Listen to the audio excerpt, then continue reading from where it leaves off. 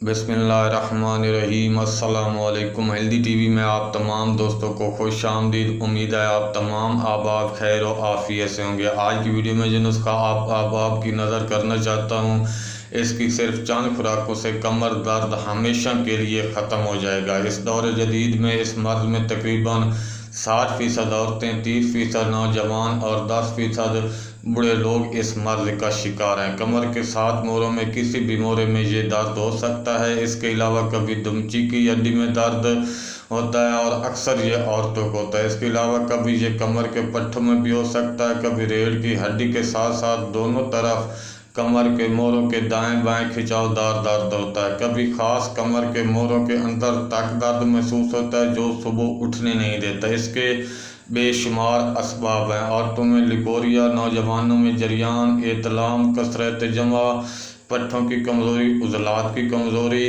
कसरत से गर्म खुश्क ग़िज़ाओं का इस्तेमाल, दौर जदीद में केमिकल ग़िज़ाएँ वगैरह इसका असबाब हैं। तो इनके लिए आज बहुत ही अच्छा ज़बरदस्त लाजवाब नुस्खा लेकर हाज़िर हुआ हूँ, जिसकी सिर्फ चंद खुराकें बना लेने से इंशाल्लाह ये तमाम कमज़ोरियाँ, ये कमर दर्द बिल्कुल ख़त्म हो जाएगा। बनाने में भी बहुत ही आसान और लाजवाब है। तो नुस्खा बताने के साथ साथ आप दोस्तों से गुजारिश है कि अगर आपने हमारे चैनल को सब्सक्राइब नहीं किया तो सेहतमंद रहने के लिए हेल्दी टीवी को सब्सक्राइब ज़रूर कर दें। किसी भी पंसार स्टोर से आपने ये सिर्फ 2 अशिया लेनी है। गोंद किक्कर अफ्रीका 250 ग्राम और गोंद कतीरा 60 ग्राम। आजकल बाज़ार में गोंद किक्कर के नाम से कोई और गोंद भी दे देते, लेकिन जब आप गोंद किक्कर का कहेंगे, गोंद किक्कर अफ्रीका का कहेंगे तो वो आपको ओरिजिनल वाली देंगे। दोनों चीज़ें लेकर देसी घी में आपने बरियां कर लेंगे और पीस कर रख लेना है। 1 चम्मच सुबह शाम नीम गर्म दूध के साथ आपने इसको इस्तेमाल करना है। इंशाल्लाह इसके इस्तेमाल से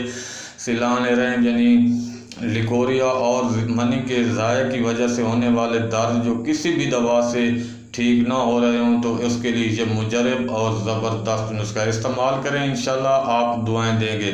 नुस्खा अच्छा लगा है तो वीडियो को लाइक कर दें। मिलते हैं अगली वीडियो में एक नए नुस्खे के साथ, एक नए टोटके के साथ, एक नई इंफॉर्मेशन के साथ। तब तक के लिए अल्लाह हाफिज़।